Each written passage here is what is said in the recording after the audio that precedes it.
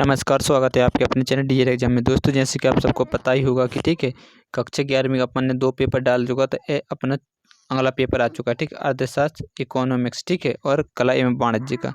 तो जल्दी से एक बार वीडियो को शेयर कर दीजिए दोस्तों। यदि चैनल पर पहली बार आए तो चैनल को सब्सक्राइब कर लीजिए, ठीक है। इस प्रकार से सब्सक्राइब लिखा होगा तो जल्दी सब्सक्राइब कर लीजिए, बिल्कुल फ्री में सब्सक्राइब होता है, कुछ भी नहीं। यदि वीडियो पसंद आए तो वीडियो को लाइक करें और चैनल पर नए हो तो चैनल को सब्सक्राइब जरूर कर लें, ठीक है। तो बढ़ते हैं अगले क्वेश्चन को। अगला क्वेश्चन जैसे कि आप देख पा रहे हैं, थोड़ा इसको मैं जूम कर देता ताकि आपको क्लियर दिख पाए, ठीक है। तो इसमें आपको देख पा रहा हूँ कि सही विकल्प चुनकर लिखना है। क्या लिखना है? सही विकल्प चुनकर लिखना है। तो सबसे पहला, निम्न में से सत्य है, तो कौन सा सत्य आपको बताना है, ठीक है। तो इसका जो सही आंसर रहेगा वो क्या रहेगा आपको बताना है। तो इसका जो सही आंसर है वो रहेगा उपरोक्त दोनों, मतलब साधन सीमित होते हैं और आवश्यकताएं असीमित होती है, दोनों क्या है? सत्य हैं, ठीक है। तो इसलिए इसका सही आंसर रहेगा, पहले का जो सही आंसर है वो रहेगा ऑप्शन नंबर ए वाला, ठीक है। सी सही आंसर हो जाएगा। यदि बात करें और जूम कर दे ताकि आपको बड़ा बड़ा अच्छे दिख सके, ठीक है। चलिए लीजिए, पहले का सही आंसर हो जाएगा ए वाला, ठीक है। दूसरे का बहुलक वह मूल्य है जिसकी आवृत्ति होती है, मतलब शून्य होती है, अनंत होती है, अधिकतम होती है, न्यूनतम होती है। इसका जो सही आंसर वो रहेगी अनंत होती है, ठीक है। ऑप्शन नंबर बी, पहले का सी हो जाएगा, दूसरे का बी हो जाएगा। यदि बात कर लें तीसरे नंबर की, जैसे कि आप देख पा रहे होंगे, ठीक है। थोड़ा इसको और ऊपर कर दे ताकि आपको दिख जाए, ठीक। लीजिए, प्रभाव विचलन का सूत्र है आपको बताना, ठीक है। विचलन का जो सूत्र वो आपको बताना, तो वो है इसका सही आंसर हो जाए डी, ठीक है, ए वाला। यदि बात करें चौथी नंबर क्वेश्चन की, प्राकृतिक पर्यावरण का अंग है, कौन सा है? तो ए भी है, ए भी है, इसलिए सही आंसर हो जाएगा उपरोक्त सभी, ठीक। आपसे पूछा क्या है बताइए? प्राकृतिक पर्यावरण का अंग है, तो वो आंसर हो जाएगा पानी, सही रहेगा, ठीक है। सी सही आंसर है 100%, ठीक है। सी नहीं, इसका डी रहेगा, क्योंकि ए भी प्रकृति की देन है, ए भी प्रकृति की देन है, ए भी प्रकृति की देन है, तो ऑप्शन डी सही है 100%, 101%, ठीक है।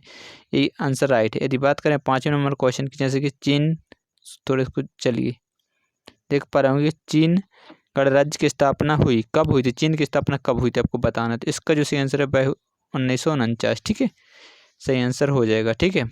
तो 5 नंबर आपके पक्के हो चुके हैं। तो नंबर 5 नंबर पक्के, एक बार आप मिला लीजिए। यदि आपने कहीं से भी करा है तो एक बार मिला लीजिएगा, ठीक है। क्या करिए, एक बार पूरे मिला लीजिए कि आपके कितने सही कितने रॉन्ग, क्योंकि ये नहीं, यदि एक नंबर भी कम हो गया तो आप कितने टॉपर नहीं बन पाएंगे, ठीक है, क्योंकि हमारे यहाँ से टॉपर ही निकलते हैं, देख पा रहे हैं। तो एक बार आप मिला लीजिएगा, ठीक है। चलिए दूसरे क्वेश्चन की ओर बढ़ते हैं। 5 नंबर आपके पक्के हो चुके हैं। अब दूसरा क्वेश्चन, इसको थोड़ा मैं जूम कर दें ताकि आपको अच्छे से देख पाएँ, ठीक है। चलिए, रिक्त स्थान भरना है, ठीक है। क्या भरना है? रिक्त स्थान की पूर्ति करना है। सबसे पहला, माध्यिका को ज्ञात करने की श्रेणी को कहते हैं, क्रम में व्यवस्थित करना होता है, बताइए। तो इसको जो रहता है आरोही और अवरोही क्रम में, ठीक है। इसके सही आंसर हो जाएगा आरोही, ठीक है, आरोही और अवरोही, अच्छे से लिख दे रहा है, ठीक है। अब मैं बोल तो दे रहा हूँ, क्या हो जाता है? आरोही और अवरोही क्रम, ठीक है। दो ही क्रम रहते हैं, आरोही क्रम और अवरोही क्रम, ठीक है। यदि बात करें दूसरे नंबर क्वेश्चन की, प्रमाण विचलन हमेशा माध्य विचलन में डैश डैश होता है, क्या होता है बताइए? आधी, ठीक है, आधा आधी। यदि बात करें तीसरे नंबर क्वेश्चन की, कृषि क्षेत्र में डैश बेरोजगारी पाई जाती है, कृषि क्षेत्र में मौसमी बेरोजगारी पाई जाती है, ठीक है। कौन सी?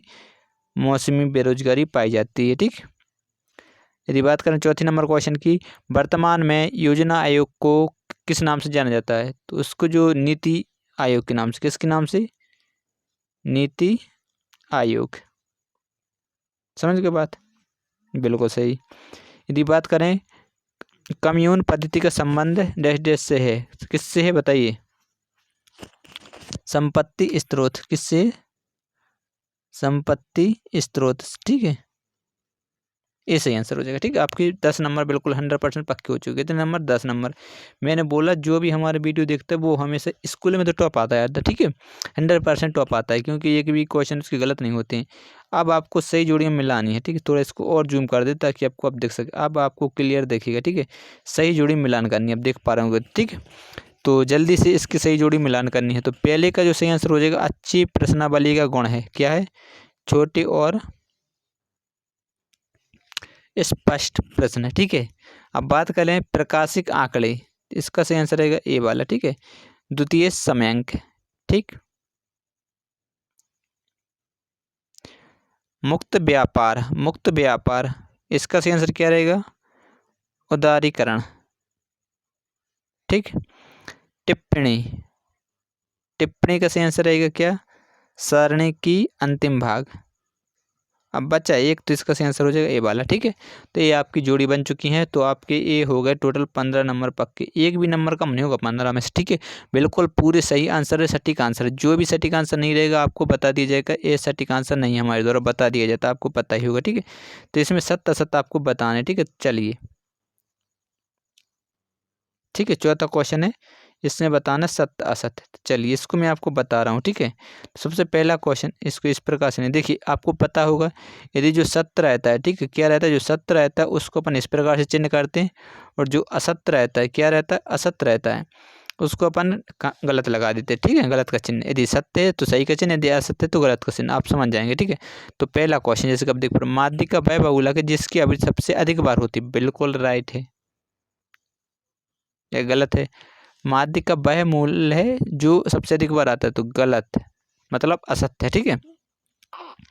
ये भी सत्य, ये भी सत्य, ये भी सत्य, ये भी सत्य, बिल्कुल पहला गलत और बाकी सभी सत्य हैं, क्योंकि देश में नीति आयोग 1 जनवरी 1915 को लागू हुई थी। भारत एक मिश्रित अर्थव्यवस्था है, चिरकालीन निर्धन सदैव निर्धन होते हैं, बिल्कुल सही है, ठीक। और ये भी सही आंसर है। भारत में प्रथम पंचवर्षीय योजना 1951-56 की है, ठीक है। ये सही आंसर हो जाएगा। पूरे आपके कितने नंबर पक्के हो चुके? 20 नंबर। कितने नंबर? 20 नंबर पक्के। तो जल्दी से एक बार चैनल को सब्सक्राइब नहीं किया तो सब्सक्राइब कर लीजिए, क्योंकि आप देखते बहुत ज़्यादा हैं, ना ही आप लाइक करते हो, ना ही चैनल को सब्सक्राइब करते हो। जल्दी से चैनल को सब्सक्राइब कर लीजिए और वीडियो को शेयर कर दीजिए। अभी यदि आपको पार्ट 2 चाहिए तो कमेंट करके आपको बताना है, यदि ज़्यादा से ज़्यादा कमेंट आते हैं तो आपको बता दिया जाएगा, ठीक है। कमेंट करके जल्दी से बताइएगा कि आपको पार्ट 2 की ज़रूरत है या नहीं है, ठीक है। पार्ट 2 की यदि ज़रूरत हो तो जल्दी से कमेंट करके बताएं। पार्ट 2 लिखकर कमेंट करें, पार्ट 2 11 क्लास, ठीक है, ये लिखकर कमेंट करिएगा। और जल्दी से चैनल को सब्सक्राइब भी करना है आपको। तो इसमें बताना है आरोही क्रम, आरोही क्रम यानी घटता क्रम, ठीक है। अब जाओ, तो यानी घटता क्रम, तो सबसे पहले आएगी बड़ी संख्या, सबसे पहले आ जाएगा 20, ठीक है। सबसे पहले आपको लिखना है 20, उसके बाद लिखना है आपको 19, ठीक। उसके बाद लिखना है 18, 18 के बाद लिखना है 17 है, हाँ 17, फिर 16 भी है, 16, 16 के बाद 15, 15 के बाद 13, 13 के बाद 3, और सबसे आखिरी में लिखना है 2, ठीक है।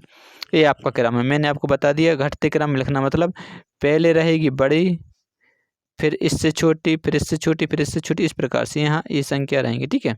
ये बड़ी, ये सबसे छोटी, देखिए सबसे छोटी यहाँ रहेगी, फिर इससे थोड़ी बड़ी रहेगी, फिर इससे थोड़ी बड़ी रहेगी, इससे थोड़ी बड़ी रहेगी, इससे थोड़ी बड़ी, इस प्रकार से सबसे बड़ी यहाँ रहेगी, सबसे छोटी यहाँ पर रहेगी। समझ गए बात को? इस प्रकार से आप जमा लेना, मैंने बता दिया है। सबसे पहले आएगा 20, फिर आएगा 19, फिर आएगा 18, फिर आएगा 17, फिर आएगा 16, फिर आएगा 15, फिर आएगा 13, फिर आएगा 3, फिर आएगा 2, ठीक है। बिल्कुल आराम से आप कर लेंगे। अब बात कर लें दूसरे नंबर क्वेश्चन की, सॉरी, ठीक है। यदि बात करें अपन दूसरे नंबर क्वेश्चन की, किस नंबर की? दूसरे नंबर क्वेश्चन की। तो एक सेकंड, ठीक है, सॉरी इसके लिए। चलिए मैं दूसरा क्वेश्चन आपको बता रहा हूँ, क्या बता रहा था यार, परेशान हो जाते हैं, ठीक है। चलिए कौन सा क्या हो गया था, अपना पहला बता पाया तो चलिए आखिरी रह गए थे, इसका 5 में चलिए आ गए हैं, तो इसका अपन बताते हैं, ठीक है। दूसरा क्वेश्चन, जैसे कि निर्देशांक और सूचांक में वर्तमान वर्ष का मूल्य दर्शाया गया है, तो क्या दर्शाया गया है वर्तमान मूल्य, बताइए। इसका अपन को अभी पता नहीं है, ठीक है, आप देख लेना। नई नीति, सॉरी, नई आर्थिक नीति कब लागू की गई थी? यह की गई थी 1991 में। कब की गई थी? 1991 में, ठीक है। दादा भाई नौरोजी द्वारा निर्धनता रेखा के निर्धारण का आधार क्या था? आधार था, बताइए क्या था? इसका भी पता नहीं है, ठीक। यदि बात करें आखिरी नंबर क्वेश्चन की, आखिरी नंबर क्वेश्चन, आज़ादी की दृष्टि से विश्व का सबसे, सॉरी, आबादी की दृष्टि से विश्व सबसे बड़ा देश क्या है? चीन है, ठीक है, जिससे अपन चाइना को भी बोलते हैं। ये आपके पूरे, ठीक है, 2 क्वेश्चन नहीं बताएं तो 23 नंबर आपके पक्के हो गए, क्योंकि जो पता नहीं है उसका मैं बता नहीं रहा, ठीक है। जो अगला वीडियो आएगा पार्ट 2 आएगा, उसमें आपको एक क्वेश्चन भी मैं बता दूंगा, ठीक है, निश्चिंत रहेगा। तो यदि पार्ट 2 चाहिए तो जल्दी से कमेंट करके बताना कि पार्ट 2 लाइएगा सर जी 11वीं क्लास का, ठीक है। और जयेंद्र लेकर कमेंट करें, और चैनल पर यदि ये पहली बार आए हैं तो जल्दी से सब्सक्राइब कर लीजिए, क्योंकि नहीं तो आप फिर ढूंढते फिरते हैं कि इस सर का चैनल कौन सा है, ठीक है। और चलिए, यदि आपके पास पेपर है तो आप इस नंबर पर क्या कर सकते हैं, व्हाट्सअप कर सकते हैं, ठीक है। 7066 2754 पर व्हाट्सअप कर सकते हैं जो भी आपका पेपर हो, ठीक है। मिलते हैं नेक्स्ट वीडियो में, तब तक के लिए बाय बाय, जय हिंद।